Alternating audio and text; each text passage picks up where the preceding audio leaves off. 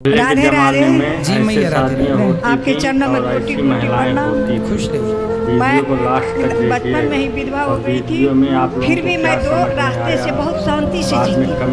एक सत्संग, दूसरा दीनहीनों की सेवा, यही जीवन में मेरे है और कुछ नहीं है। तो कितनी उम्र में आपके पतिदेव चले गए?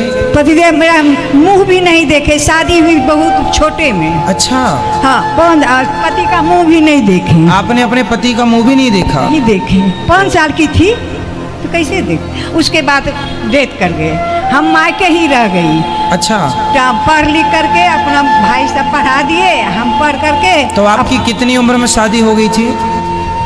5 साल में।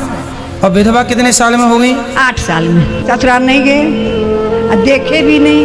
उसी दिन से हम संकल्प कर लिए कि मेरे जीवन में नहीं कुछ है। जब मुंह नहीं देखे तो हम इसी रास्ते से उतर गए, सत्संग से। धन्य हो मैया, आप जैसी स्त्रियों को ही पतिव्रता कहते हैं इस धरती पे। और आप जैसी माताओं के दर्शन करने से ही पापियों के पाप नष्ट हो जाते हैं। इतनी बड़ी ताकत है, ये सती स्त्रियां हैं। देखो, सारी जिंदगी अपने पति की विधवा रह के गुजार दिया, लेकिन जीवन में किसी प्रकार का कोई दोष नहीं है। यही ये नारियां पूरी दुनिया घूम के देख लेना, केवल भारत में मिलेंगी, दुनिया में कहीं नहीं मिलेंगी। यही है भारत का गौरव, यही है भारत, जहाँ संयम है, जहाँ धैर्य है, जहाँ कोई विषय वासना नहीं है। ये किसी साधु, किसी संत, किसी सन्यासी से कम नहीं है, ये तपस्या है। हम सत्संग से जो जुड़ गई ना, इसीलिए कहीं किस पर ध्यान नहीं गया गुरुजी। जी मैया। और जो भी आए मेरे जीवन में दुखी, दीन दुखी। अब टीचर थी, रिटायर हो गई हूँ। अच्छा। 11 ईस्वी में तो पैसा था, हमको पैसा जो भाई जी को दे देते, जब मैं अपने खर्च के लिए रखती, उसी से मैं दान और दीनहीनों की सेवा की जीवन में। और बहुत बड़ी शांति मुझे मिलती है।